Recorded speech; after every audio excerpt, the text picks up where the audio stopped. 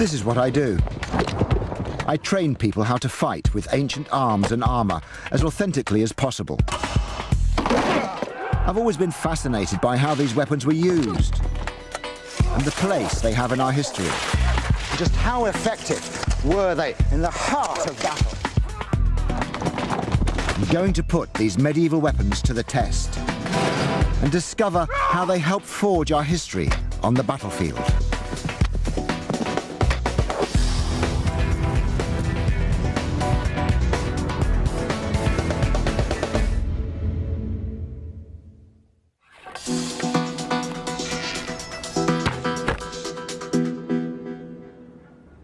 The bow, the long bow, holds a special significance in the hearts of Englishmen.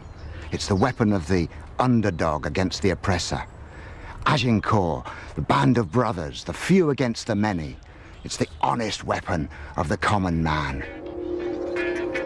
It was the weapon that took on the might of feudal France and shook it to its core. The skill and courage of English bowmen changed the face of war on the medieval battlefield. And at the heart of this military revolution was a simple stave of wood, fashioned into the most beautiful, deadly, and perfect weapon. The defining campaign for the longbow took place at the beginning of the Hundred Years' War. In 1340, Edward III laid claim to the French throne and launched a series of dramatic raids into northern France. These raids were called chevauchés. The principal weapon was fire. Hit-and-run lightning attacks. What the English king was doing, what Edward was doing, was he was saying to the French, look, your king's not protecting you. He's not looking after you. Where is he? Where is his army now? If you swore loyalty to me, things would be better. But most of the French didn't see it that way. On the continent, the English were seen as the dregs of humanity, brutish and ignoble. And most of France had no wish to have Edward on their throne. But he was determined to fight for the French crown. In July 1346, Edward sailed with an invasion force to France. He had an army of 14,000 men, the largest army that had ever set sail from England at that point. And in that army, more than half of them were archers. In fact, 7,500 were archers. 6 weeks later, this relatively small army stood against a massive French force, withstanding wave upon wave of heavily armored knights on the battlefield of Crécy. Though heavily outnumbered, the English army was battle-hardened and highly disciplined. The Battle of Crécy was the greatest test of nerve and skill that the longbowmen had ever faced. English armies of the later Middle Ages were famed for their longbowmen. Their prowess was brought about by a culture of constant practice. The English archers at Crécy would have practiced just like this. Today, I'm shooting with the Fraternity of St. George, a group who keep that tradition of community shooting alive. They're shooting at the marks, and this is a key skill to medieval military archery. The marks are set out across country at different ranges, and the skill of the archer is to read the landscape, which falls and dips, often deceiving the eye, and to range his arrows. They're trying to get as close as possible to each mark. Medieval English archers were renowned for their skill. To be battle-ready, it was essential that they were accurate over all sorts of terrain. Just look at this forest of arrows behind me. That's the strength of military archery. Lots of archers all shooting together, all ranging together and dropping their arrows into a killing zone. This is just with 70 archers shooting 3 arrows. Imagine an English army with 7,500 archers. The effect is devastating. Every arrow had to count. A single arrow is a complex, carefully crafted and expensive missile. At Crécy, the English would be up against the full might of the French armoured cavalry. How effective would their arrows be against these steel-clad knights? How much punch does an arrow need to penetrate armour? To find out, I've come to the ballistics test site at the Royal Military College of Science, Shrivenham. It's where the British Army still tests its small arms today. I've invited champion bowman Mark Stretton to come along. It takes 150 pounds power to draw his bow fully, which is at the extreme top end of the sort of bows used at Crécy.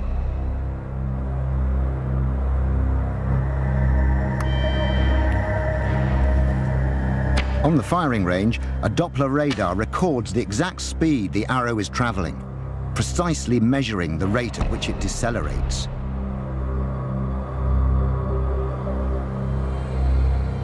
Excellent result. You got a reading? We have. Fantastic. My God. It's Wavy very lines. good. It's very What good. does that mean? Well, we got from the bow here, we're going off at around about 52 meters a second. And right up here, after 800 milliseconds, we're going down to 42 meters a second. So we're actually losing quite a lot of velocity. So it's decelerating, It's decelerating quite quickly. Yeah. But how significantly does this rapid loss of speed affect the arrow's ability to punch through armour? Here we are back at the laboratory, and what we're going to try and do now is find out what this arrow would have done to a piece of armour. It's munition quality, that's to say it's steel, but not specially hardened steel. And we're going to be able to shoot the arrow from an air cannon, very controlled conditions. The cannon's been calibrated so we can replicate different velocities and therefore replicate the arrow being shot at different ranges. We'll start at the furthest range and find out what this will do.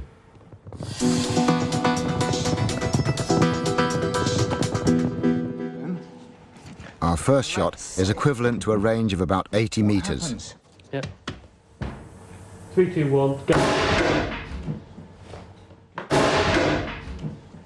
It's made a dent, but I don't think that's penetrated. It's bounced out. The second shot is equivalent to only 30 meters away. It's just punctured the armour and at most would have only bruised the knight. The third shot is going to be equivalent to a range of just 20 meters.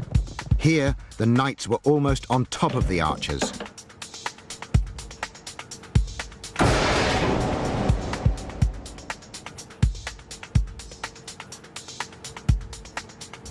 It's a significantly bigger hole. Oh, yes.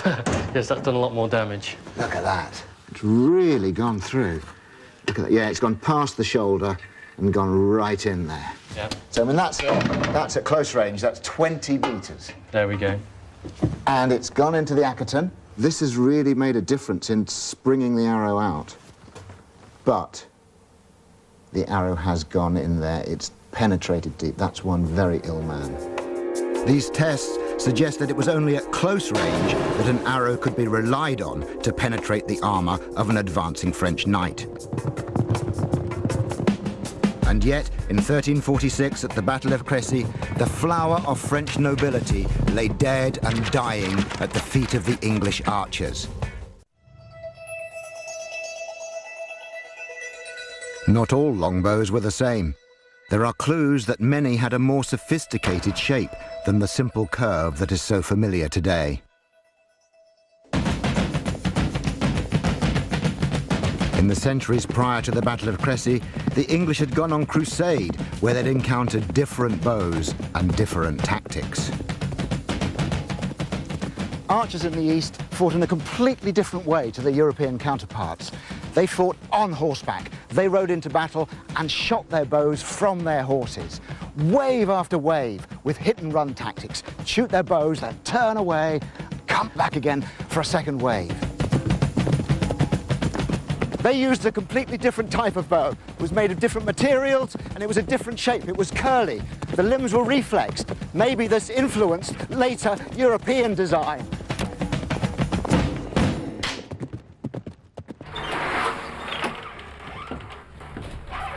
No medieval English bows of any shape have survived to the present day. The only evidence we have dates from Tudor times. When Henry VIII's flagship, the Mary Rose, sank in 1545, the oxygen-free atmosphere of the Solent's bed preserved a treasure trove of Tudor artifacts. Collections manager Andy Elkerton has beautiful everyday objects from tankards to shoes which have survived intact. Henry VIII was a passionate archer, and he made sure his flagship was manned with the finest longbowmen in the land. These are their bows, 137 of them. Their finely tapered ends suggest they were of a very particular type to an expert who has studied them closely, bowmaker Chris Boyton. When I first saw these bows, I was initially a bit puzzled by the fineness of the tips. And generally when people make bows, replicas, their replicas end up with tips which are slightly thicker than this. And it's often been my view that the bow makers in this period and earlier actually turn the tips or reflex them away from the back of the bow. Because this is the belly of the bow, so the bow actually, this is the way it bends back, so that recurve is that way. Yeah, bending and snapping forward like a snake. Medieval manuscripts support Chris's theory. Reflex bows, bows that curve back at the tips, are often illustrated. This extra curvature makes the bow's limbs spring back faster, propelling the arrow with greater velocity.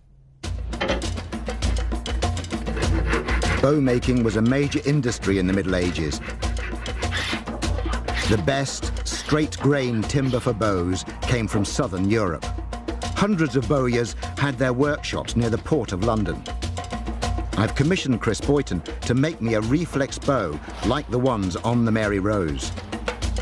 He's ordered a magnificent piece of yew, the ideal wood for bow making. The actual piece of wood is fairly hefty, but the kind of bow that we're making and the actual draw weight of the bow, it should be just perfect for what we want to do with it. Yew has a natural lamination, two different types of wood bonded organically together in the same tree. The darker honey colour is the heartwood. It forms the plump, rounded belly of the bow. It naturally resists compression. It's the powerhouse of the bow. Then on the back of the bow, we have this creamy sapwood. It's the spine that holds it all together. It resists tension and stops the bow breaking. Once the bow has been roughed out, the reflex curves must be put in. First, the ends of the stave are boiled to make them flexible. Bending it over the former is going to be a critical moment. We've got to move quickly now, Chris. Okay, Mike, straight on the end. Okay, Nice and tight. I'm starting to bend it now whilst you're just tightening up. Okay. Okay, that's fine. Okay, nicely and gently. That's really bending nicely. Yep, okay. So can you tighten down? Maybe a bit more, yeah. Okay, now I'm going to put some rubber binding around this end to hold it down, and then that'll slowly bring it down to the right. It's really holding. That's lovely, fantastic. Such a beautiful curve, isn't it? That's it. Are you nervous? Are you optimistic this is going to hold? We'll see. I'm just pleased that the thing has gone round the former without breaking. The archers Edward III took to France in 1346 were masters of their trade. These men trained hard to become fast and accurate. But how difficult is it to learn to shoot the longbow proficiently? Fingers on, prepare to draw! I want to find out how well these beginners will do in just 2 days of learning the basics of battlefield archery. When you're shooting a bow, you don't pull it back with your arm. There's an expression, bend in the bow. You're actually inside the bow. You're doing it with the muscles of your back and your shoulders. This is hard, physical labor, and you're really using your whole body. So get a good stance, that you can put some musculature into it.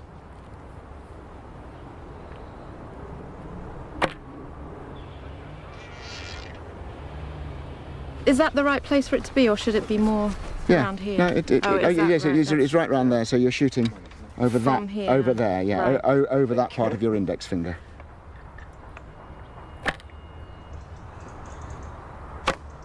Yeah, you see, you let go here, and it actually needs to come there. Right. So when you're there, can you feel it's your back that's doing the work? Yes. 650 years ago at the Battle of Crécy, another group of archers had to rely on their training and iron nerves to stand their ground and shoot as many arrows as possible into charge after charge of French knights. They had to be steadfast and swift. In the heat of battle, it's vital to be able to knock proficiently, putting the arrow onto the string smoothly and quickly without looking down.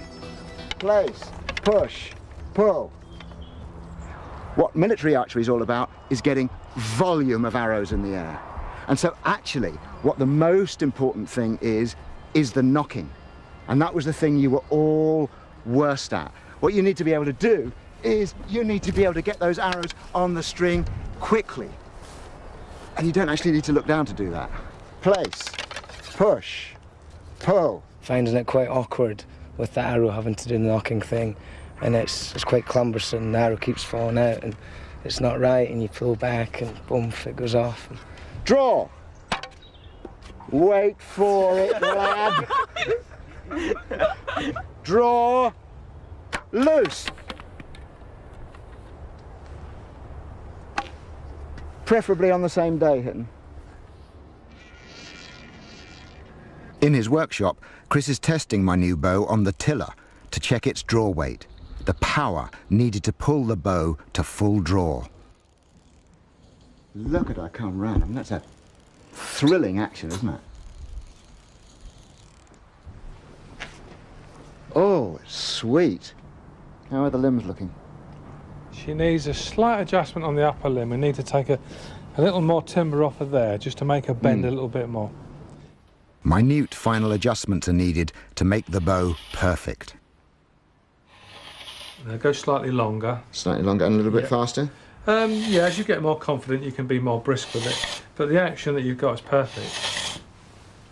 The back face has got to be smooth. Now they smooth them down to a very, very fine finish. One of the things they use is dogfish skin, and that's a piece there. Now if you feel the surface on that, that is so abrasive. Good, that's extraordinary. It's just like sandpaper. And it really works. Chris, that is the most exquisite bow I have ever drawn. I can't wait to put an arrow on it. Draw. Loose. Knock. Draw. Loose. Honestly, that was really good. I'm genuinely impressed. Really clean looses, and that's in, less than 24 hours. So, I mean, it's not the dark arts. Clearly, a bit of intensive training and you can get a body of archers together. Loose. These definitely feel like weapons now. Looking at them, you think they're toys. Growing up with just smaller ones, but these are killers. Serious killers, definitely. The archers Edward III took on campaign were lightly armed and highly mobile. What I've got here is the sort of kit that a medieval archer would take on campaign. First, of course, I've got my bow, my trusty bow, and a canvas bag, waxed or oiled to protect it from the weather. Similarly, my arrows in a waterproof bag. I have a rosary, because I'm very religious, and a hagstone, a saint stone, because I'm very superstitious. I have weapons. I have a falchion, broad cutting sword, because any battle ends with hand-to-hand fighting, and the bowmen had to do their work along with the other soldiers. In the scabbard, I have eating implements. I have food, cheese and bread, apples and smoked fish. Simple things which I've probably looted on the way from the local villagers. All this is very light, portable gear, and so the archer was a very mobile soldier. But what is known about the individual archers that Edward took with him? Who were these longbowmen who would be so effective at Crécy? Hundreds of archers were recruited here in the Peak District. In the church at Whaley Bridge lies the grave of one of them.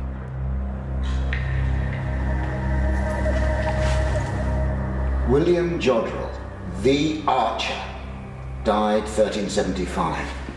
There we have evidence of a man who actually lived and fought in the armies of Edward III and the Black Prince. And a man who was the founder of a dynasty. There's a whole list of Jodrells here. Roger Jodrell, his son, fought at Agincourt. This was a man of substance, a man who was the founder of a dynasty. He was no humble peasant. This unique document, dating from 1355, shows that William Jodrell the Archer was a man of considerable importance.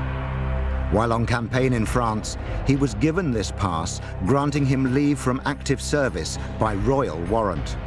It has the Black Prince's private seal on it, an indication of how valued these bowmen really were.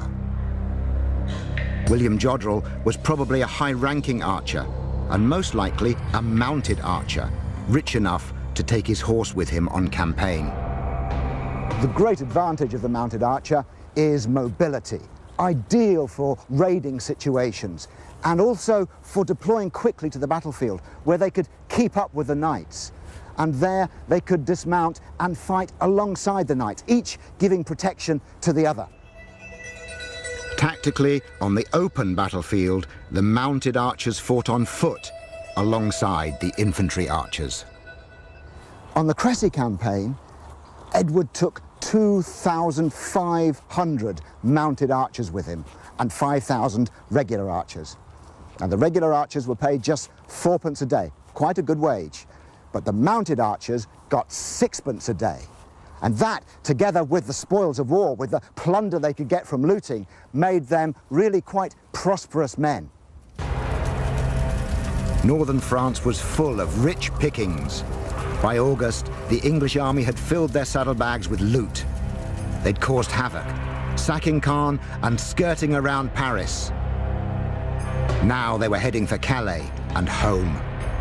But King Philippe of France had assembled an enormous army of over 20,000 men. He was hot on their heels. Philippe was determined to cut the English off from their ships. They'd blocked Edward's escape by destroying all the bridges over this river, the Somme.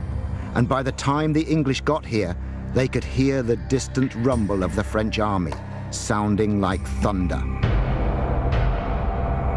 The English were trapped. Then one day they captured a Frenchman, a man called Gobain Agache. And for a bribe, he told the English of a secret crossing place. A place where at low tide there was a man-made causeway. A place called Blanchetaque near Seineville. At low tide the next day, at dawn, the English army crossed. They could only cross 12 abreast, and the chroniclers tell us that the longbowmen went first. The water was chest deep. We can imagine them with their bows above their heads, keeping them dry. But on the other side were the Picardy militia, led by Godeham du Fay. And among his troops were some 600 Genoese crossbowmen. The longbowmen would have been sitting ducks as the bolts from these weapons feathered the water as they were trying to cross. They couldn't turn back because of the main French army behind them. But how did they manage to cross in the face of so much resistance on the other bank? There's a tantalizing clue in a manuscript that sits in the Bibliothèque Nationale in Paris. It shows the mounted archers, still on their horses, galloping and splashing across the ford, shooting their bows as they went. If Froissart's account is true, then maybe the English mounted archers drove back the Picardy militia like this at Blanchetaque. The French were hard on their heels. They just nipped the English baggage train. But main English army got across. On August the 24th, 1346, the English army avoided total annihilation by just a matter of minutes. The French had to go round the long way, and the rest of the story happened 2 days later. Pitched battle lay ahead at Crécy. But the longbowmen would not be the only archers on the field. In continental Europe, a different type of bow was far more popular, the crossbow. A mechanical weapon that was easier to shoot than the longbow. Philippe II of France had up to 6,000 professional crossbowmen in his army. The bow part of the early crossbow was made of wood. It had to be quite long to prevent it from snapping, making it cumbersome. The exotic Byzantine princess Anna Komnene, who wrote an account of the First Crusade, described the European knights as lying on their backs and spanning the bow by putting their feet on it and drawing it back. So they really could get a power advantage by using their legs and their whole body. So this really was relatively powerful. And then they could get up and shoot it. The Europeans' experience in the Crusades, however, introduced them to a new type of bow technology, one that allowed them to make shorter and more powerful bows. It was a composite technology, a technology which used different materials. This is a cross-section of a 15th century crossbow. And these little squares here are horn, and this area around the outside is sinew. Horn is a material that is good for compression, takes great compressive strain, and that is the power of the bow. To hold it in place, they used sinew. This stuff, it's like the neck tendon of an ox. But if you hammer it, then what happens is you start to get something very fibrous. It really becomes, the more hammering, the more fibrous it gets, in fact, until it gets like this, just like modern fiberglass matting. And just like modern fiberglass, it's held together with a type of glue, a type of resin. And the type they used was this. These are the swim bladders from fish. And you boil them up and they make the most wonderful glue. So this elaborate technology allowed the crossbow to go into the next generation. But now with these more powerful bows, they needed to devise spanning devices. One of the earliest was the belt and claw. So they would wear this hook around their waist and they simply had to bend down and they could lift it with the whole body and place it on the string like that. And there it is, ready to shoot. They were incredibly ingenious, always coming up with new mechanical devices for spanning ever more powerful bows. This one's a goat's foot lever. Later came the more elaborate rack and pinion. But perhaps the most exotic of all, it's called the windlass.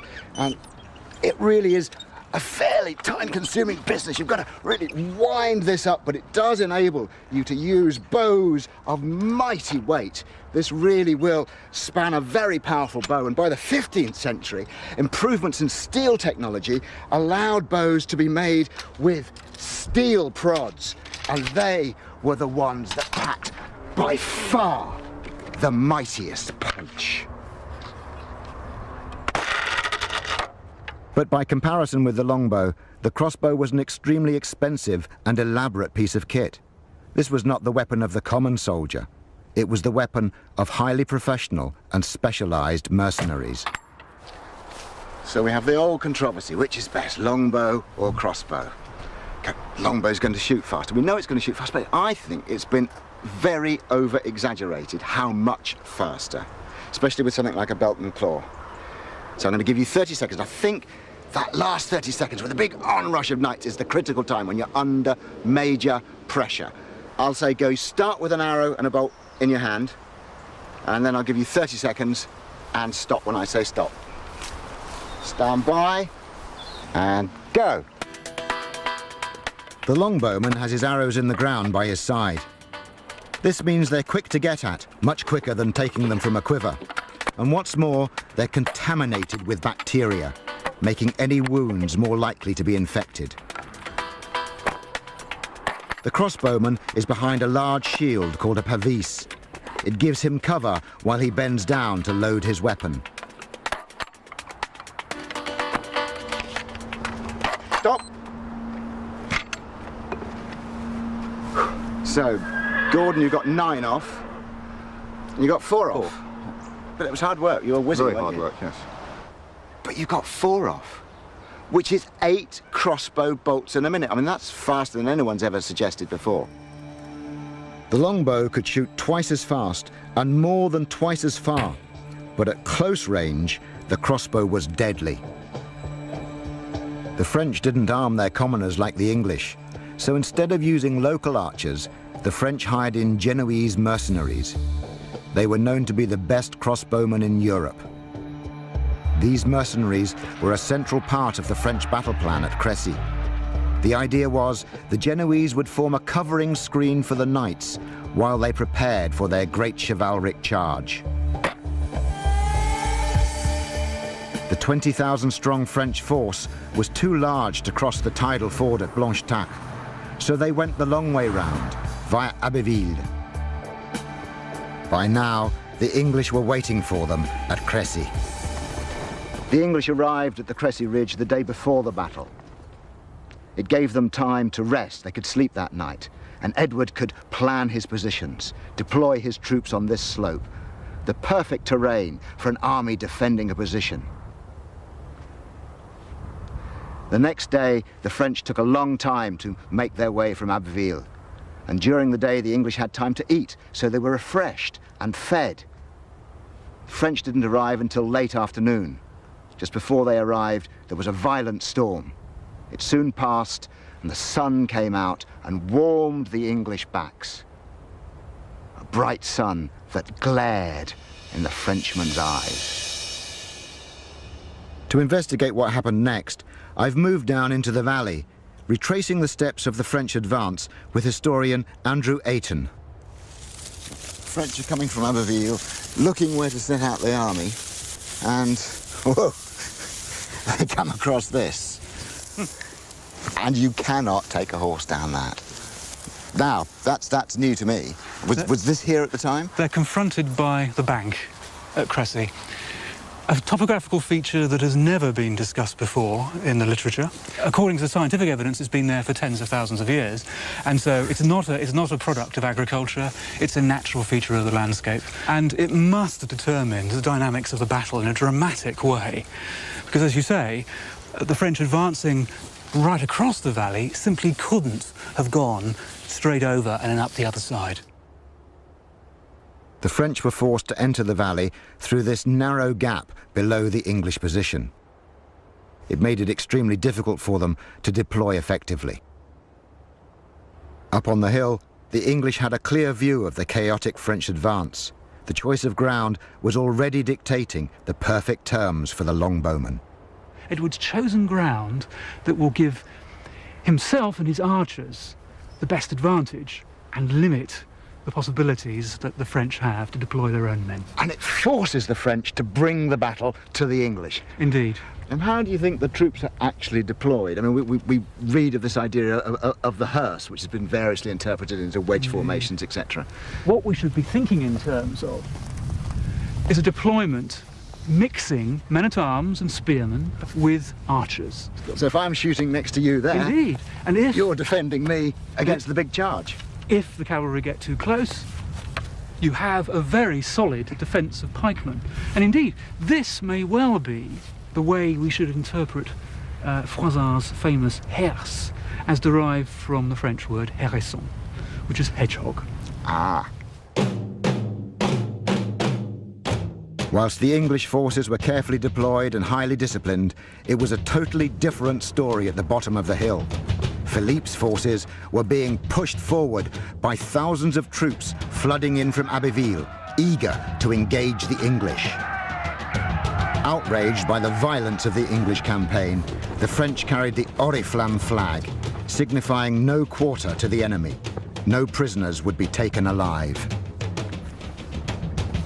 In the vanguard of the French army were Genoese mercenaries, crossbowmen, and they were being pushed forward by the big press of knights behind, an irresistible pressure pushing them into a far more forward position than they were ready for at that point. The function of the crossbowmen at this period is to make a covering screen, a defensive position from which the knights on their horses could charge forward and retreat to. Behind their shields or pavises, the crossbowmen should have been able to provide cover while the huge French army deployed. But at Crécy, their pavises were left back on the baggage train. They didn't have them. They were vulnerable. They could feel the sting of the longbow arrows. They'd been pushed by the men behind far more forward than they wanted to, and they were in range of the longbows. They couldn't reach them with their crossbows. They did the only sensible thing a professional soldier would do in such circumstances. They made a tactical retreat. The withdrawal of the Genoese mercenaries was seen by the French as an unforgivable betrayal. Hot with pride and anger, the Duke of Alençon cried, "Kill me this rabble!" And the French knights set about slaughtering their own crossbowmen. Before the battle had even begun, the French had killed some of their most valuable men. It left the English longbowmen as the only archers on the field. But their greatest challenge was still to come. Ahead of them was the might of the French army. 12,000 mounted men-at-arms and knights. And they were about to bring their great chivalric charge up the hill. It was an ultimate test for the longbow. The English longbowmen at the Battle of Crécy were about to face their greatest challenge. Over 20,000 Frenchmen were preparing to charge. The French knights were confident they could crush the lightly armed English front line, and our tests suggest that the English arrows could only penetrate armor at very close range. Heavily outnumbered, what would the English tactics be? So, Andrew, we're in the English positions here on the hill, and you would reckon the French would be coming from that direction? Yes, they will have arrived at the bottom of the valley, Vallée des Clercs, and would be confronted by the English position directly in front of them. And before them would have been the first of the English battles, that led by the Black Prince, and we're standing towards the right end of the line. And the big question that we need to puzzle over is, at what range does the longbow become effective? And there's a lot of factors to feed into that question. One of which, of course, is how long is it going to take a French cavalry charge to cross that bit of ground? And with the help of old Cleo here, that we've borrowed, we're going to have a bash at coming from that little ridge there, which would be extreme longbow range, and see how long it takes. Do you have a timepiece to? Indeed I do, yes. I have a stopwatch here, and we'll time the ride. This simple experiment will tell us how quickly the French charge could reach the English positions. Go! Ha!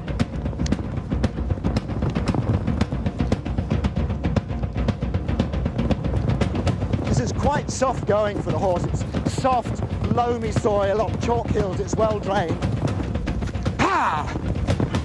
We think at the time of Crécy it would have been like this, just after a crop. Oh, we're coming through the crop. Really pushing on here. Bit on, girl. Ha! Ha!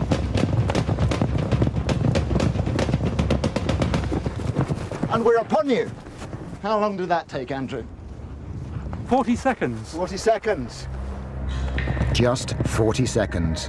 It doesn't sound like much, but look at the maths and it's terrifying. Our bowmen can shoot 12 arrows in 40 seconds. 7,500 bowmen could shoot 90,000 arrows during that first French charge. Draw! Draw! But how many would have hit the mark and caused real damage? It all rather depends on where the arrow hits and at what range. To get an idea of the consequences of an arrow storm, I've had these life-size targets made. Gentlemen, you can see these targets ahead of you there, representing knights on horses at different distances. So what we want to do is see how well you can hit them, changing the range as we go. We need a little bit of military urgency with this, as if it's in a battle situation. So don't fuss too much about aiming. But the result is important. Knock! Draw! Loose! At 100 meters, fewer arrows hit home. They're coming, they're coming! Change range!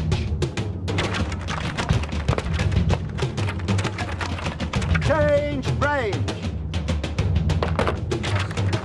But at close range, it's a different story.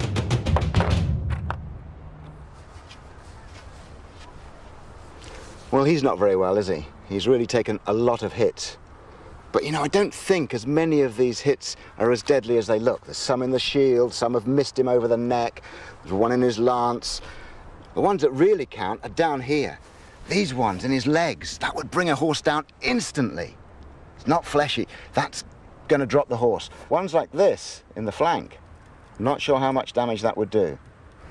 But it is a very sobering thought to see how quickly a knighted horse can become a pincushion at close range. As the first great French charge swept up the hill at Crécy, there was little doubt the experienced English archers were aiming for the horses. They were by far the softer targets. The King of France himself is recorded as having 2 horses killed beneath him. Our tests have shown that the knights in their armour were much better protected. They were only really vulnerable at close range, as the arrows hit home at over 140 miles an hour. But once the mounted knights were unhorsed, their formation broken, they were easy prey. The pride of France was hacked to pieces by sorties of English men-at-arms. The carnage must have been immense. Yes. And the French came, what, 16 times? Well, some of the chroniclers suggest it went on well into the night, into the early hours of the following morning.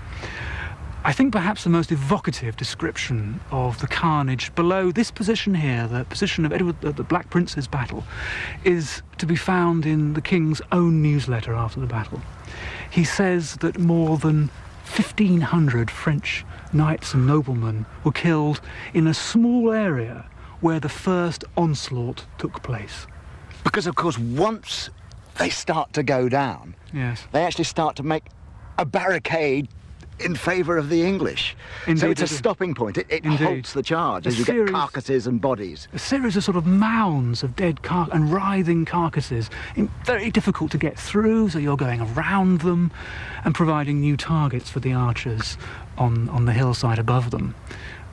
It's a horrific scene down there in the Vallée de Clères after a matter of minutes. But not only did they lose the battle, not only did they lose such terrible loss of life, but it was a real slap in the face for the class. In many ways, one can characterise the Battle of Crécy as a confrontation between 2 political communities. By the end of the battle, the English political community was still intact. Only 2 knights are known by name to have been killed in Edward's army, certainly no noblemen. On the French side, the nobility had been devastated. It is estimated that the total French casualties were up to 10,000. They included some of the most important people in Europe. The flower of the French aristocracy lay dead in the valley. The Battle of Crécy was an extraordinary victory, founded on the perfect combination of expert archers, supreme bows, and the right tactics. It marked the height of the power of the longbow. But already at Crécy, a new sound filled the air. The sound of the weapon that was eventually to replace the bow. The gun.